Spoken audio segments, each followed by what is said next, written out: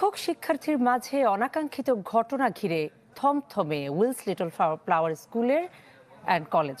একদিকে শিক্ষককে বিচারপতির বাসায় ডেকে দিয়ে হেনস্থার অভিযোগ, অন্যদিকে ছেলেকে অন্য স্কুলে ভর্তি করিয়েছেন ওই বিচারপতি। তবে এই ঘটনার সুষ্ঠু বিচার দাবি করেছেন শিক্ষক এবং শিক্ষার্থীরা। আবির হোসেনের রিপোর্ট। টিচার হিসাবে এই অপমান আমি সহ্য করতে পারি নাই। আমি এক পর্যায়ে আত্মহত্যার কথা চিন্তা করতে করতে আমি ওখান থেকে বেরোয় আসি। ঘটনাটির বর্ণনা দিতে গিয়ে এভাবেই নিজের কষ্টের কথা তুলে ধরেন উইলস লিটল ফ্লাওয়ার স্কুলের শিক্ষক দয়াল চন্দ্র পাল। এদের মুখের কথা চিন্তা করে মুখের দিকে। গেল 16 এপ্রিল দশম শ্রেণীতে পাঠদানের সময় অনাকাঙ্ক্ষিত আচরণ ঘটে শ্রেণীকক্ষে। প্রত্যক্ষদর্শী শিক্ষার্থীর বর্ণনায় উঠে আসে সেই দিনের ঘটনা। স্যারকে ডেকে সে বলে বাংলা বিষয়ের একটা প্রশ্ন বা কোনো কিছু তাকে বুঝিয়ে দিতে। তখন দয়াল স্যার তাকে বলে যে বাংলা টিচারকে বলে বিষয়টা ভালো হয়, সে তাকে ভালো বুঝিয়ে দিতে পারবে।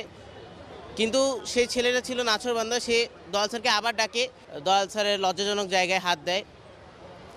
এরপর স্যার তাকে ধরে মারে, তাকে 3টা থাপ্পড় মারে।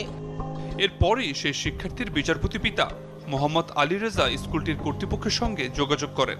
স্কুলের অধ্যক্ষ শামসুল আলমের নির্দেশে বিচারপতির বাসায় যান শিক্ষক দয়াল চন্দ্র পাল। তবে বাসায় ডেকে নিয়ে অপমান এবং জোরপূর্বক ক্ষমা চাইতে বাধ্য করা হয় এমন অভিযোগ করেন সেই শিক্ষক। তার কাছে কি কি বিচারিক ক্ষমতা আছে, হ্যাঁ, তিনি আমাকে কি করতে পারেন, বিভিন্ন কিছু আমাকে ভয়ভীতি দেখান। বিচারপতির ওয়াইফ আমাকে মাপ চাইতে হবে, একবার না 2বার বললে যে আপনাকে আমি এক্ষুনি মাপ চাইতে হবে। এমন ঘটনায় ক্ষোভ প্রকাশ করে আন্দোলনে নামে উইলস লিটলের শিক্ষার্থীরা। শিক্ষককে অপমান করায় ওই বিচারপতির বিরুদ্ধে ব্যবস্থা নিতে প্রধান বিচারপতির কাছেও স্মারকলিপি জমা দেন তারা।